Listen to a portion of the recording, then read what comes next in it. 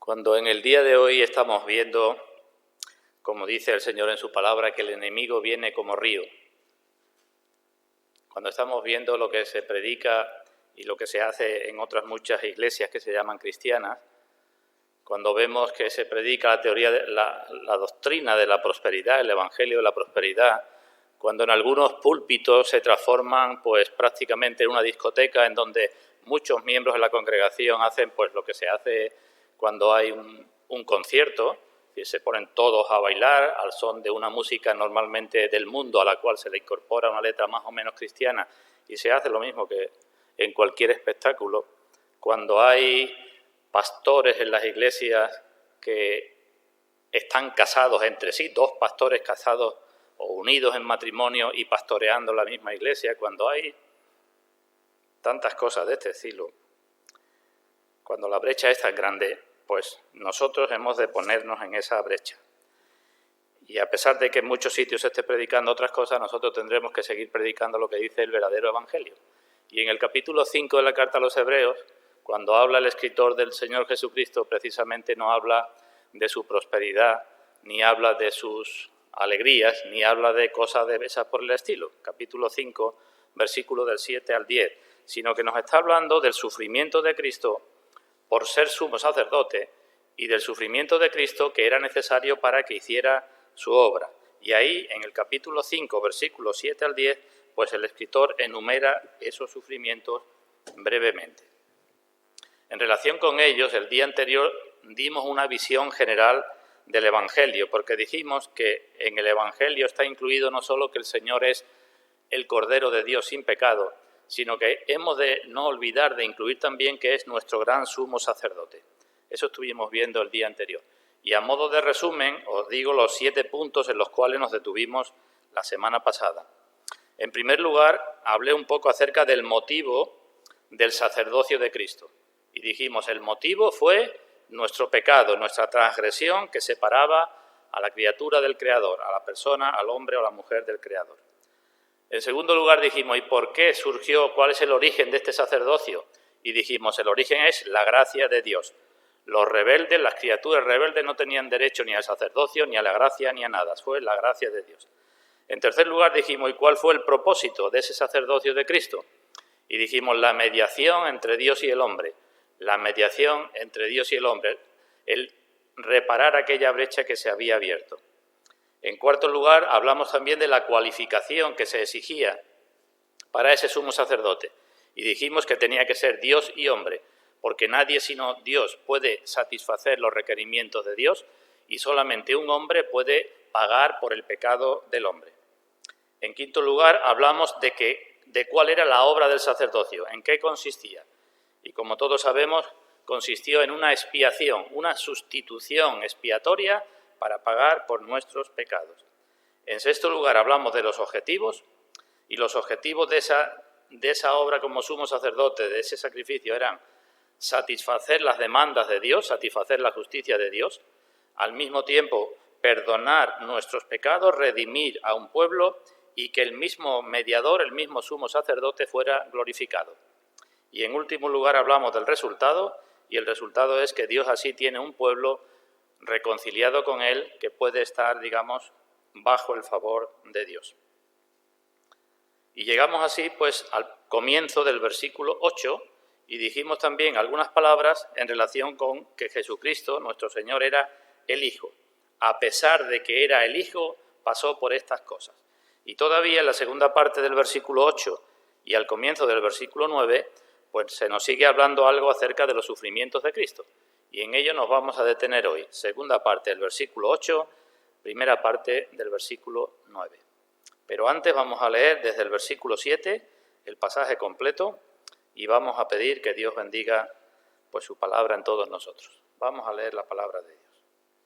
Dice ahí, y Cristo en los días de su carne, ofreciendo ruegos y súplicas con gran clamor y lágrimas al que le podía librar de la muerte, fue oído a causa de su temor reverente, y aunque era hijo, por lo que padeció, aprendió la obediencia, y habiendo sido perfeccionado, vino a ser autor de eterna salvación para todos los que le obedecen, y fue declarado por Dios sumo sacerdote según el orden de Melquisedec. Vamos a orar. Padre nuestro, según acabamos de leer, no podemos sino darte muchas gracias porque tenemos alguien que es el autor de nuestra salvación y que ha hecho todo lo que necesitábamos para ella. Pero al mismo tiempo, Padre, también vemos en tu palabra lo que supuso para su vida, lo que supuso en toda su existencia aquí en la carne, lo que tuvo que pasar para que eso fuera posible. Y puesto que en todas las cosas estamos llamados a seguir sus pisadas, pedimos, Padre nuestro, que tu Santo Espíritu nos fortalezca y que tú nos des gracia multiplicada en nuestras vidas, que la necesitamos, para que todos entendamos e interioricemos que también estamos llamados a pasar, a padecer por la obediencia y a ser perfeccionados por medio de ella. Para nuestra carne es duro y muchas veces reconocemos que fallamos y pecamos. Pero no es esa nuestra voluntad, Padre, y pedimos que tú, que eres el Dios de toda gracia, supla todo aquello que nosotros necesitamos. Que la obra de tu Hijo, como acabo de decir y como acabamos de leer, autor de eterna salvación, no sea solo para llevarnos al cielo, sino que, como también tú dices en tu palabra, sea para nuestro crecimiento en santidad, para que veamos tu salvación de nuestra propia naturaleza, de nuestra propia carne aquí en esta vida y para que con ello podamos glorificarte cada vez más. Gracias por todas las cosas. Te las damos y te lo pedimos en el nombre de nuestro Señor Jesucristo. Amén. Así que, repito, con lo que nos vamos a quedar, vamos a seguir hablando de los sufrimientos de Cristo, segunda parte, versículo 8 y primera parte del 9, por lo que padeció, aprendió la obediencia y habiendo sido perfeccionado. Se nos habla de padecimiento. Antes hemos hablado otros días de ruegos, súplicas, clamor y lágrimas, ¿verdad? Padecimiento de Cristo y hasta cierto punto lo podemos entender. Pero lo que nos puede sonar más raro es que tuviera que padecer aprendiendo la obediencia y que tuviera que ser perfeccionado. Eso nos puede sonar un poco más raro, así que en eso nos detenemos. En primer lugar, por lo que padeció, aprendió la obediencia. Pensemos un poco en nosotros mismos. En nuestra experiencia como criaturas caídas, Dios ha establecido una ley tal que dice que cuando hay una causa habrá un efecto. Es decir, que si somos desobedientes, pagaremos por nuestra desobediencia. Y muchas veces el sufrimiento viene a nuestras vidas como consecuencia de nuestro pecado y como consecuencia de nuestra propia desobediencia. El sufrimiento, en un sentido, pues tiene el propósito de hacernos obedientes. Debe hacernos obedientes, o al menos debería hacernos más obedientes. Esa es la ley que Dios ha establecido. En la carta a los Gálatas, el apóstol Pablo dice: no os equivoquéis, o no os engañéis, o no erréis. Dios no puede ser burlado. Todo lo que el hombre sembrare, eso también segará. Y si siembra para su carne, recogerá corrupción. Eso es la ley que Dios ha establecido, lo que se conoce con el nombre de la ley de la siembra y la siega. El que siembra viento recogerá tempestades. Así nos sucedió con nuestros padres, ¿verdad? Nuestros padres, cuando éramos pequeños, en más de una ocasión nos ha dicho: si te portas mal, recibirás tal castigo. Y si te portas bien, yo haré esto contigo. Pues eso es lo que Dios ha establecido con todos nosotros.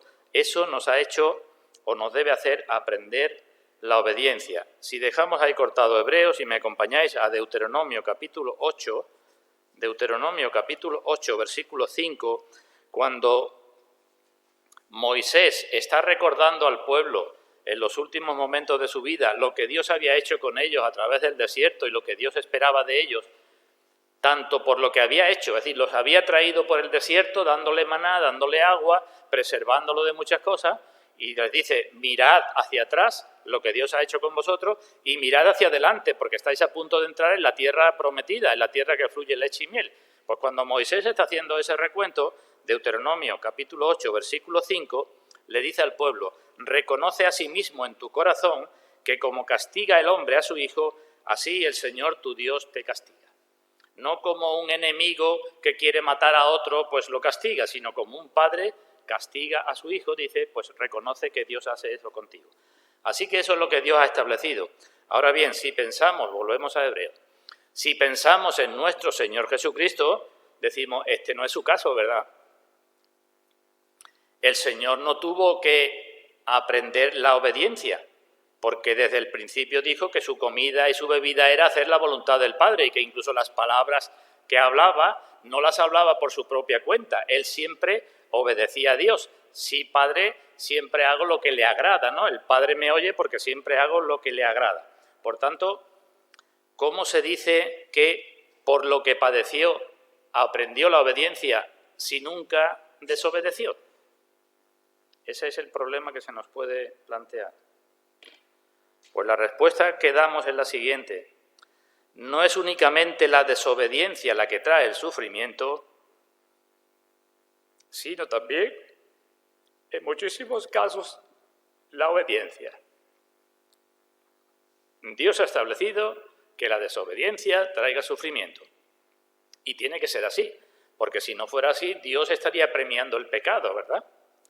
Estoy desobedeciendo, estoy pecando y después digo, Señor, bendíceme, dame esto, dame lo otro. Si Dios lo hiciera así, estaría premiando el pecado. Así que Dios establece desobediencia o pecado, tiene su contrapartida. Pero digo, en el caso del Señor Jesucristo no fue así, sino que tuvo que padecer por la obediencia. La obediencia le trajo sufrimiento al Señor Jesucristo, igual que nos trae sufrimientos a nosotros, por obedecer a Dios. Sufrimos en nuestra carne y sufrimos a causa de lo que nos hacen sufrir otras personas. Por eso se dice que por lo que padeció, aprendió la obediencia. Todos los cristianos un día decidimos obedecer a Dios y seguir al Señor, ¿verdad? Pero todos podemos analizarnos y preguntarnos, bueno, ¿y cuáles fueron las consecuencias? Quizás no tan dolorosas como a los judíos convertidos a los cuales se escribe esta carta, pero en mayor o menor medida todos hemos tenido oposición de familiares, burlas de personas, de amigos, más o menos desprecio porque éramos muy fanáticos, porque alguien nos había comido el coco, porque nos salíamos del camino ancho, porque ya no hacíamos lo que todo el mundo hacía. Eso lo hemos tenido todos, ¿verdad? Insultos y sufrimientos debido a esa obediencia. Así que no solo en nosotros, sino también en el Señor, el sufrimiento por la obediencia formó y forma parte para nosotros de nuestro perfeccionamiento. El Señor no solamente tenía que ser el Cordero de Dios sin pecado, sino que tenía que ser un sumo sacerdote misericordioso y fiel que se compadeciese de nosotros, que nos entendiese perfectamente. Y aunque no tenía pecado, tuvo que sufrir las experiencias por la obediencia. Así el Señor nos dice también repetidamente, bueno, todo el Nuevo Testamento, ¿verdad? Bienaventurados sois cuando por mi causa, es decir, cuando estéis obedeciéndome, cuando estéis siguiéndome, pues sufráis por causa mía, ¿verdad? Y os vituperen y digan todo lo que sea. Y Pedro en su primera carta también dice que no seamos, que no se nos digan que somos entrometidos o malhechores o ladrones, pero que si sufrimos por hacer el bien y por seguir la palabra de Dios, somos también bienaventurados. Así que, primera cosa, por lo que padeció, aprendió la obediencia. En segundo lugar, esa frase también nos muestra la realidad de la naturaleza humana del Señor Jesucristo y de las debilidades de esa naturaleza humana. Tuvo que aprender, igual que tuvo que aprender muchísimas cosas. En el Evangelio de Lucas se nos dice que cuando el niño era pequeño, crecía en sabiduría, en estatura y en gracia para con Dios y para con los hombres. El niño iba creciendo en estatura, en sabiduría, en gracia, y también tenía que crecer aprendiendo la obediencia. No había en Cristo una voluntad que se resistía a la voluntad de Dios, como la hay en nosotros. Ni necesitaba una disciplina para estar sujeto a la ley de Dios. Pero tenía que mostrar que estaba sujeto a la ley de Dios y tenía que mostrar que su voluntad se ajustaba a la voluntad de Dios. Y ese es el proceso de aprendizaje que conlleva padecimiento. Esa es la obediencia. Calvino escribió en relación con esto así. decía, no es que haya sido empujado a ello, se refiere a la obediencia por la fuerza, o que tuviese necesidad de ser ejercitado de esta forma, como en el caso de los bueyes o los caballos, cuando hay que domar su ferocidad. El caso del Señor no es eso, no es ese. El nuestro sí lo es, pero el del Señor no era ese. Y sigue diciendo este hombre, ya que estaba dispuesto a rendir a su Padre la obediencia divina. Mas todo esto fue realizado para nuestro provecho, para que pudiera presentar ante nosotros un ejemplo de docilidad y obediencia hasta la misma muerte. Y como dice Pablo en la carta a los Filipenses, muerte de cruz. Vamos a leer una profecía en el libro del profeta Isaías, en donde vemos pues la disposición del Señor para obedecer y esa obediencia. En Isaías capítulo 50, hay muchas profecías acerca del Señor en el libro de Isaías. En el capítulo 50, en el versículo 4, tenemos aquí palabras que están puestas en la boca del Señor Jesucristo. Y dicen, Isaías 54, Jehová el Señor me dio lengua de sabios para saber hablar palabras al cansado. Tenía que saber hablar palabras al cansado, era su función como sumo sacerdote. Despertará mañana tras mañana, despertará mi oído para que oiga como sabios. Jehová el Señor me abrió el oído y yo no fui rebelde ni me volví atrás. En alguna ocasión he dicho que esto de abrir el oído no solamente es para que uno oiga, sino que puede hacer referencia a la ley que había del esclavo voluntario, que tenemos recogido en el libro de Éxodo, creo que es, la ley para el esclavo voluntario, cuando un esclavo quería seguir siendo esclavo toda la vida y había que horadarle con una lezna la oreja delante de los ancianos para que todo el mundo supiera que se hacía esclavo voluntario. Y el Señor está diciendo aquí, Jehová el Señor me abrió el oído y yo no fui rebelde. Aquí tenemos su disposición para la obediencia. Y después su obediencia, es decir, estaba siendo preparado para esto, versículo 6, di mi cuerpo a los heridores y mis mejillas a los que me mesaban la barba, no escondí mi rostro de injurias y disputos, eso era su obediencia. Preparado para la obediencia y eso, la obediencia, y evidentemente en esa obediencia tuvo padecimientos. Sigo leyendo, porque Jehová el Señor me ayudará, por tanto no me avergoncé. Así que disposición para obedecer, obediencia activa. En su preparación para su ministerio sacerdotal, para comprender a la gente, para poder hablar palabras al cansado, para consolarnos, tenía que pasar por experiencia de desconsuelo, por experiencia de cansancio, y en esa experiencia no fue rebelde, sino que siguió obedeciendo. Volvemos de nuevo a Hebreos capítulo 5. Por lo que padeció, aprendió la obediencia, nos dice. Para nosotros, aprender la obediencia es duro.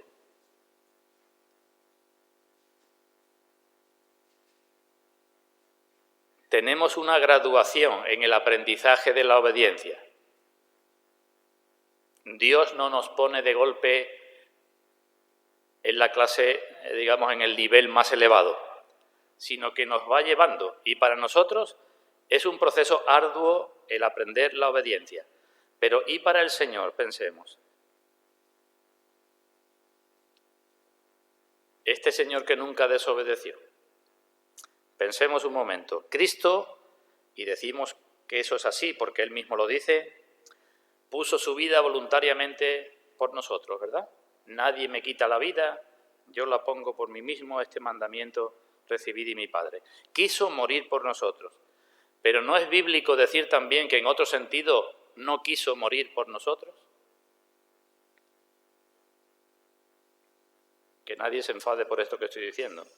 ¿Es una contradicción? Es una contradicción, pero la Biblia nos muestra que esto es lo que hubo en un momento dentro del propio Señor Jesucristo. Eso la Biblia nos muestra, sino porque el Señor dijo, si es posible, pase de mí esta copa. Necesitábamos un sumo sacerdote que pasara por experiencias similares a las nuestras. Cuando nosotros estamos en medio del dolor, en medio de las pruebas, en medio de la aflicción, cuando escuchamos burla acerca de nuestra fe, cuando alguien nos provoca, nos cuesta mucho hacer la voluntad de Dios en nuestras vidas. Y nos encontramos en la tesitura de hacer una cosa o hacer otra. Y el sumo sacerdote que nos comprendiera tenía que ser perfeccionado precisamente pasando por situaciones como las nuestras, si no muchos peores. ¿Entendemos lo que he dicho hace un momento de que quería y de que no quería? Cristo en Getsemaní, al ver nuestra miseria, al ver nuestra necesidad de salvación, al ver de que no había otra solución, quiso morir por nosotros. Pero al mismo tiempo, viendo que la ira de Dios tenía que descargarse sobre él y que tenía que ir a la muerte de cruz con todo lo que eso supuso, esa era su tesitura, pues ahí en medio de esa lucha tuvo que aprender la obediencia. Ese es el padecimiento de la obediencia. Antes de la encarnación ocupaba una posición de autoridad, pero después, en los días de su carne, ocupaba una posición como siervo y tenía que someterse a Dios. Y había nacido bajo la ley para cumplir la ley, para hacer la voluntad de Dios. Y como sumo sacerdote, como nuestro representante, tuvo que aprender la obediencia. ¿Vemos lo que estoy diciendo? Por lo que padeció, aprendió la obediencia. Dice Pablo en su carta a los romanos que ni aun Cristo se agradó a sí mismo. Cuando nos dice que los fuertes, o dice que los fuertes no se agraden a sí mismos, sino que lleven con paciencia las debilidades de los débiles, pone el ejemplo y dice, Cristo no se agradó a sí mismo, sino que tuvo que aprender la obediencia experimentalmente. ¿Cómo aprendemos nosotros el sabor de un alimento? Nos pueden decir lo que sea, pero lo aprendemos probándolo. Pues así también nosotros, en cuanto a la obediencia a Dios, y así también Cristo, aunque en Cristo hubo algo extraordinario que nunca vamos a experimentar nosotros, porque era alguien sin pecado y con una naturaleza que no era como la nuestra. Fue el justo por los injustos, pero tenía que probar aquello. Por lo que padeció, aprendió la obediencia, incluye entonces todas las cosas que padeció en los días de su carne, en todos los días de su carne, porque no solamente fue en la cruz, o en los días o momentos u horas antes de la cruz, sino que en todos los días de su carne el Señor tuvo que aprender a ser manso, a ser humilde, a negarse a sí mismo, a morderse la lengua, a tener paciencia, a tener fe. Tuvo que aprender todas esas cosas. Esas cosas, podemos decir, ya existían en su naturaleza santa, pero tenían que ejercitarse, tenían que desarrollarse.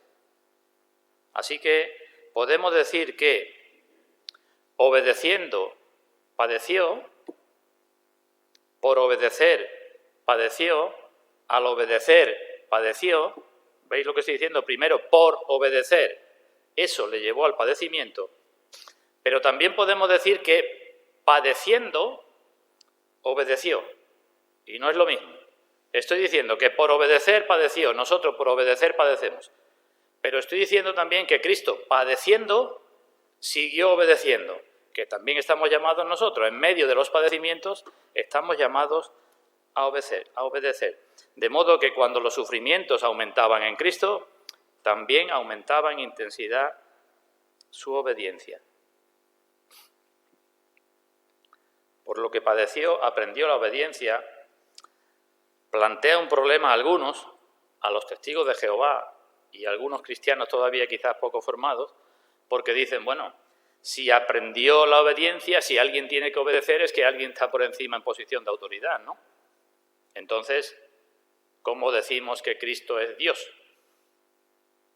Evidentemente la respuesta la damos porque se está hablando del Hijo en su naturaleza humana.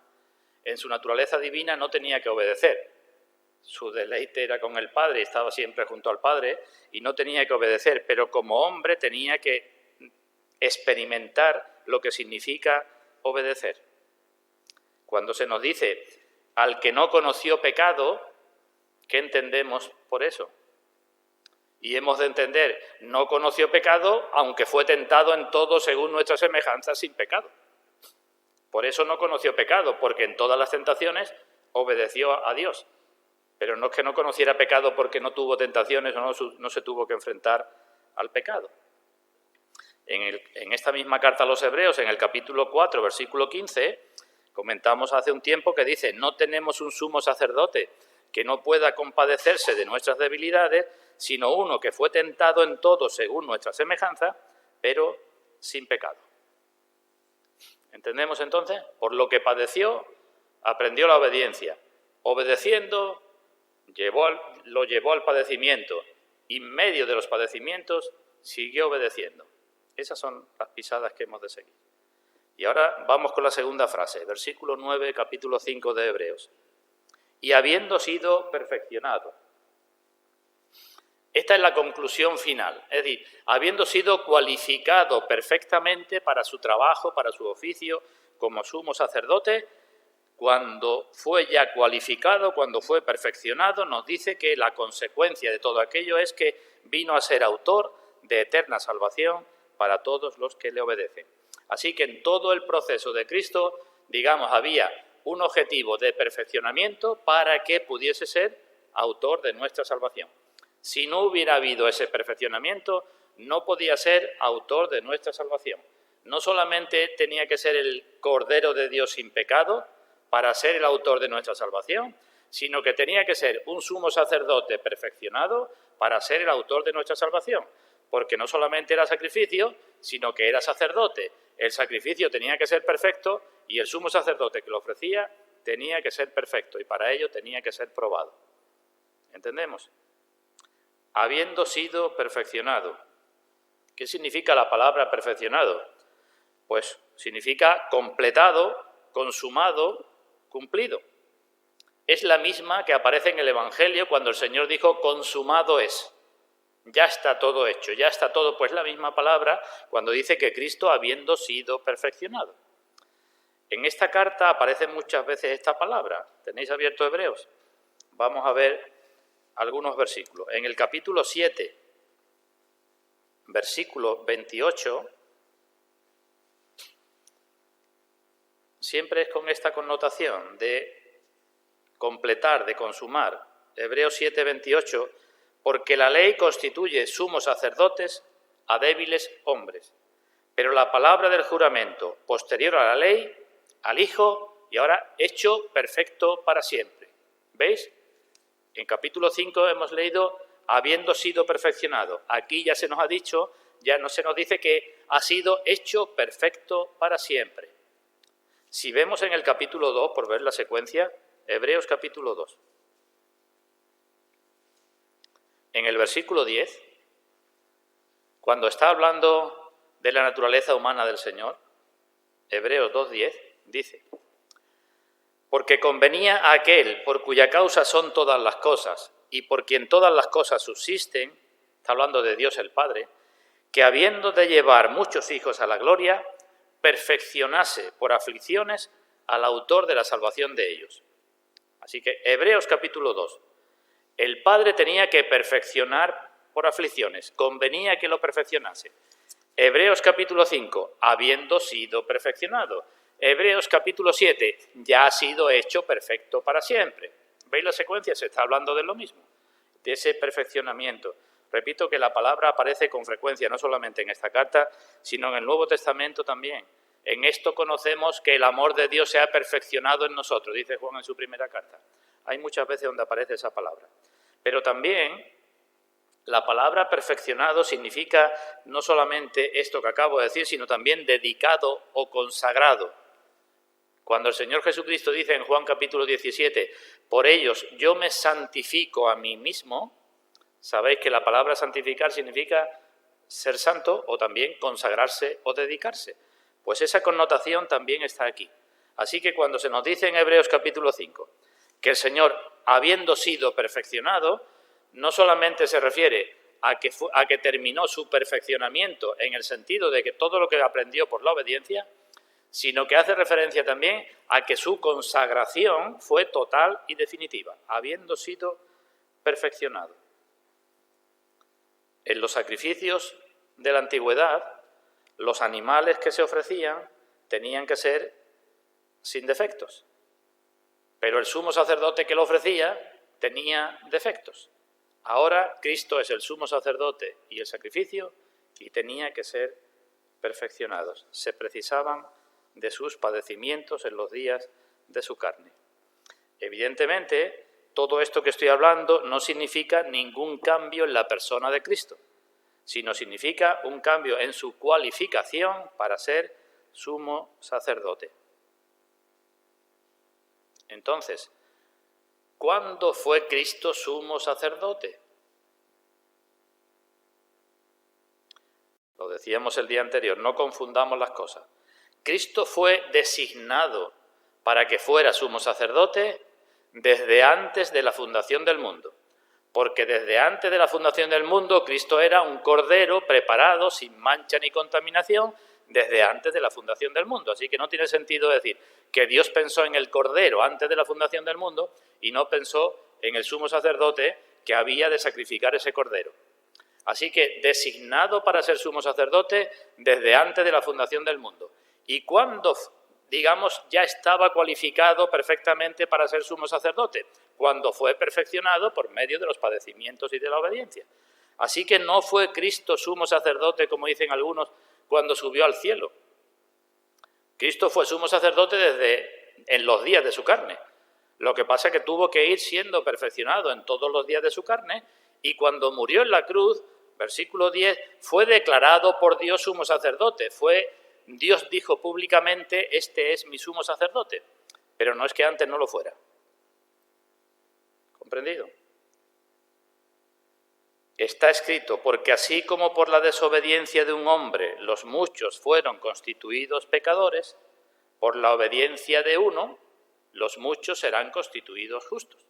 Y Cristo tenía que ser perfeccionado por la obediencia para que, dice Romanos, los muchos fueran constituidos justos, que es lo mismo que dice Hebreos, fuera autor de eterna salvación para todos los que le obedecen. ¿Entendemos entonces esta parte de los sufrimientos de Cristo? Por lo que padeció, aprendió la obediencia, obedeciendo, padeció, padeciendo, obedeció y así fue perfeccionado. Bueno, pues no continúo con la exposición, iremos poco a poco cada día, pero hacemos ahora unos pensamientos o consideraciones finales. Si esto fue necesario para el Señor Jesucristo, para su obra como sumo sacerdote, si nosotros somos cristianos nos debemos preguntar cuánto nos ha costado a nosotros la obediencia. Eso es fundamental, ¿no? ¿Qué luchas hemos tenido en nuestro crecimiento sometiéndonos a la voluntad de Dios? ¿O qué precio de sufrimiento hemos estado dispuestos a pagar y estamos dispuestos a pagar por seguir obedeciendo a Dios? Y digo esto porque la vida de muchos cristianos parece que ya la lucha y el perfeccionamiento no va con ellos. Yo ya creí, yo ya no tengo que seguir perfeccionándome, yo ya no tengo que seguir obedeciendo y en medio de la obediencia luchando y padeciendo. Cuando en la Escritura no solamente el Señor Jesucristo, sino casi todos los que aparecen en la Escritura, aparecen padeciendo a causa de su obediencia. ¿Qué pasó con Abraham? ¿Qué pasó con Daniel y sus amigos? ¿Qué pasó con Jeremías, con Isaías o con todos los que aparecen en el capítulo 11 de Hebreos, verdad? Digo, algunos parecen que ya han concluido su aprendizaje y que ya no necesitan perfeccionarse más porque ya han obedecido alguna que otra vez. Pero esto es un error. Toda la vida cristiana será una vida como nunca llegaremos al perfeccionamiento, dice el apóstol Pablo en la carta a los Filipenses, no que lo haya alcanzado ya ni que sea perfecto, pues como nunca llegaremos a ese perfeccionamiento, tendremos que asumir que toda nuestra vida de cristianos será una vida de luchas, de sufrimiento, de humillación, de sometimiento, de desprendimiento de cosas materiales, de pérdida de muchas cosas. Esa es nuestra vida cristiana. Los primeros lectores de esta carta ya habían experimentado en sus propias vidas el precio de la obediencia.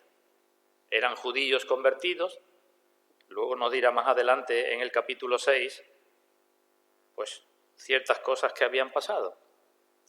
Pero estaban tentados a volver atrás y a desobedecer. Y por eso el apóstol, o el que escribiera la carta, no digo el apóstol, pues le dice una y otra vez que pongan los ojos en Jesús. no solamente como ejemplo de sufrimiento en la obediencia, sino también que lo pongan ahora como sumo sacerdote exaltado que intercede por ellos. En el capítulo 10, busquemos de esta misma carta a los Hebreos, en el versículo 32,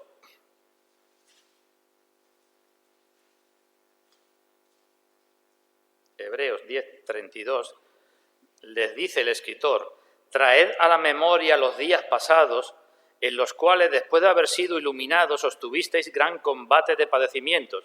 Esa fue su experiencia. Creísteis en el Señor, fuisteis iluminados, y dice, recordad lo que pasó en vuestras vidas. Por una parte, versículo 33, ciertamente con vituperios y tribulaciones fuisteis hechos espectáculos. Esa fue su experiencia. Y por otra, llegasteis a ser compañeros de los que estaban en una situación semejante. Porque de los presos también os compadecisteis, de los presos que estaban presos por causa de la palabra y por su nueva fe. Y el despojo de vuestros bienes sufristeis con gozo. Entonces está diciendo, ahora tenéis un gran problema, mirad hacia atrás lo que os pasó, que no os coja por extraño, porque esto que a vosotros pasó, por vuestra obediencia, también le pasó al Señor Jesucristo, y mirad hacia adelante a vuestra recompensa y mirad al Hijo que está ahora arriba. Por eso sigo leyendo que dice el escritor, segunda parte del versículo 34 y el 35, sabiendo que tenéis en vosotros, si no mirad atrás, cuando venga el problema, mirad en lo que ya habéis padecido por ser cristiano y mirad hacia adelante, sabiendo que tenéis en vosotros una mejor y perdurable herencia en los cielos. No perdáis, pues, vuestra confianza, que tiene gran galardón. Entendemos entonces por qué Santiago nos dice en el capítulo 1 de su carta, hermanos míos, tened por sumo gozo cuando os halléis en diversas pruebas. Si el Señor lo permite, en nuestra asociación que hemos constituido, dentro de no mucho tiempo publicaremos un segundo libro que yo os rogaría a todos encarecidamente que lo leyerais y lo releyerais. Se llama La paciencia y su obra completa. Y creo que en la época que nos va a tocar vivir a todos, desde ahora en adelante, vamos a necesitar estar muy formados en ese aspecto de la paciencia y de considerar como sumo gozo cuando nos hallemos en diversas pruebas. O como dice Pablo en la carta a los romanos, nos gloriamos no solamente en Cristo, sino también en las tribulaciones, sabiendo que la tribulación produce paciencia, experiencia y todas las cosas. Por propia experiencia sabemos que esto no es fácil, ¿verdad? Gloriarse en las tribulaciones, gloriarse en los padecimientos, pero debemos hacerlo no por el padecimiento en sí, sino si estamos padeciendo por ser obedientes a Dios y sabiendo que ese padecimiento forma parte de nuestro perfeccionamiento, porque también somos reyes y sacerdotes para Dios. Miremos otro pasaje en el libro del profeta Isaías, Isaías 48. Isaías 48, versículo 8.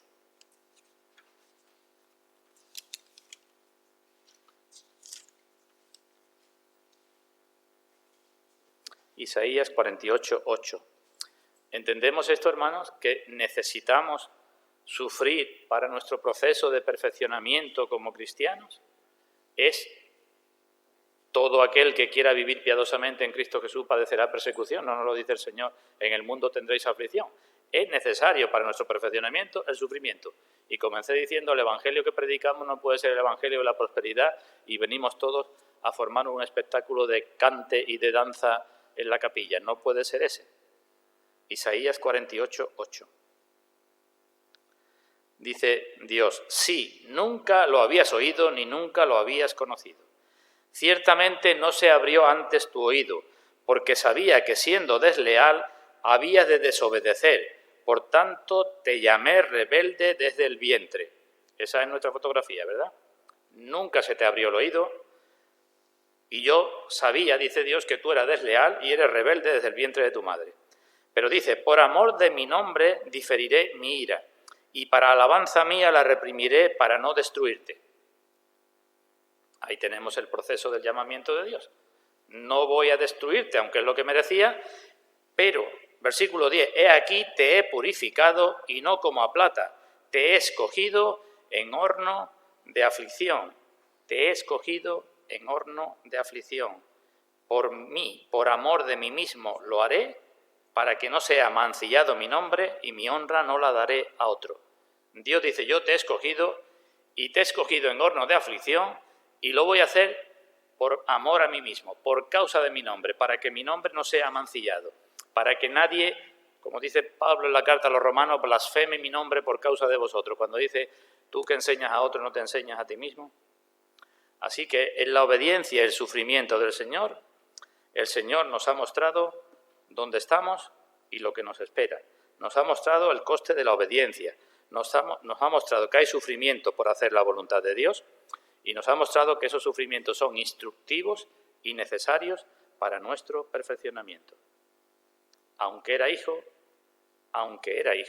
a pesar de ser hijo, por lo que padeció, aprendió la obediencia y habiendo sido perfeccionado, es decir, y por eso fue perfeccionado, habiendo sido perfeccionado, después pudo ser autor de eterna salvación. Termino citando de nuevo las palabras de Calvino.